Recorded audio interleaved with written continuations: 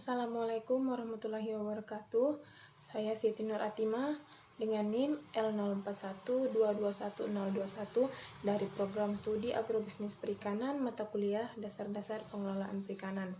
Di sini saya akan merangkum poin-poin yang telah saya pelajari selama pertemuan pertama hingga pertemuan ke-8. Sebelum itu, saya akan menjelaskan apa itu dasar-dasar pengelolaan perikanan. Pengelolaan sumber daya perikanan adalah suatu kesatuan ilmu manajemen yang ditujukan untuk mengelola sumber daya ikan pada suatu kawasan, agar populasi ikan tersebut tidak menjadi punah dalam rangka pemanfaatan secara lestari dan berkesinambungan untuk jangka panjang. Selanjutnya yaitu pengelolaan perikanan dilakukan berdasarkan asas. Beberapa asas diantaranya yaitu manfaat, keadilan, kebersamaan, kemitraan, kemandirian, pemerataan, keterpaduan, keterbukaan, efisiensi, kelestarian, dan pembangunan yang berkelanjutan. Kemudian, Peraturan Menteri Kelautan dan Perikanan Republik Indonesia.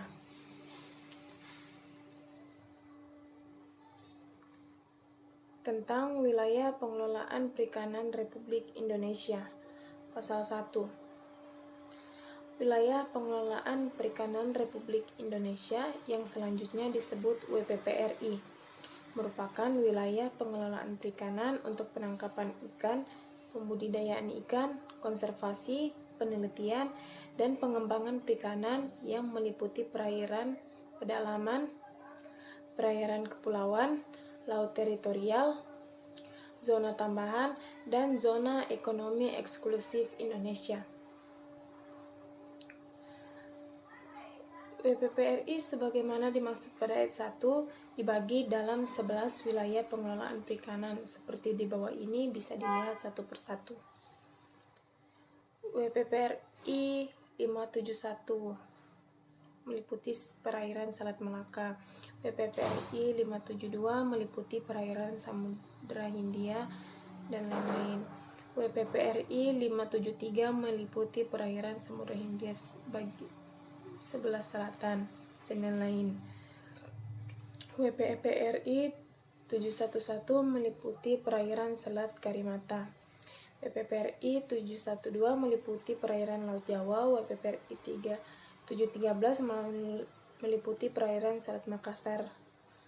WPPRI 714 Teluk Tolo. WPPRI 715 WPPRI 716 Pulau Halmahera. WPPRI 717 Teluk Cendrawasih. WPPRI 718 meliputi Laut Timor bagian timur. Selanjutnya yaitu algae. Alga yang bersifat uniseluler atau bersel tunggal, dan ada pula yang multiseluler atau bersel banyak. Berdasarkan ukurannya, alga dibedakan atas mikroalga atau alga yang berukuran kecil dan makroalga yang berukuran besar. Mikroalga merupakan bahan makanan dasar bagi banyak spesies aquaculture, khususnya bivalvia yang bersifat filter feeder. Selanjutnya itu jenis-jenis mikroalga yang memiliki manfaat antara lain sebagai berikut. Selanjutnya yaitu gastropoda.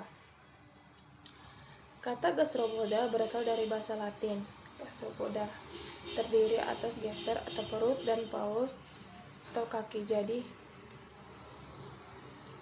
dalam bahasa Yunani, gastro atau gastra artinya perut, poda artinya kaki, berarti memiliki kaki. Podi bentuk tunggal, podia bentuk jamak, jadi memiliki kaki di perut. Gastropoda biasa disebut siput atau keong, merupakan kelas dari filum moluska yang paling berhasil mendiami berbagai habitat. Selanjutnya yaitu Pelecypoda.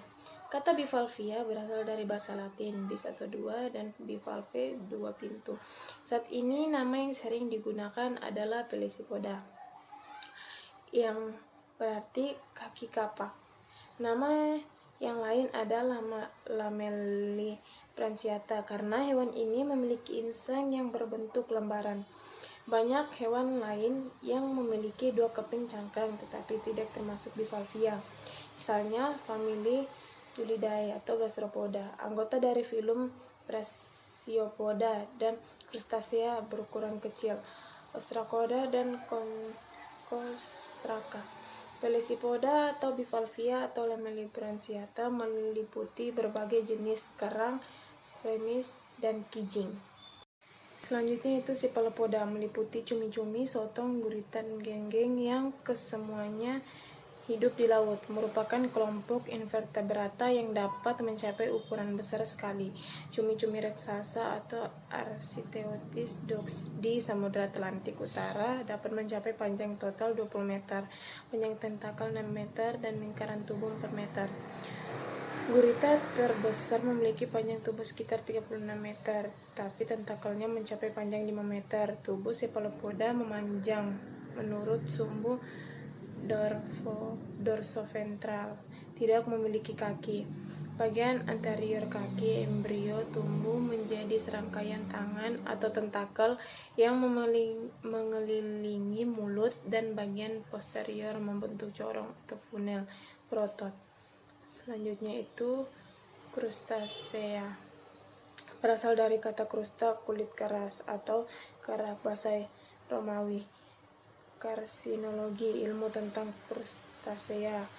Carcinologis, ahli tentang Crustacea. Terdapat sekitar 40.000 spesies, meliputi jenis-jenis udang mantis, udang panai, kepiting, rajungan, dan lobster berukuran kurang dari 0,1 mm sampai 60 meter.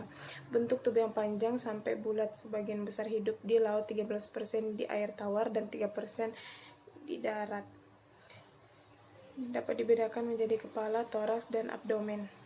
Dan yang terakhir ialah Echinodermata. Echinodermata berasal dari bahasa Yunani echinos, duri, dermis, kulit, dan Echinodermata kelompok hewan yang kulitnya berduri.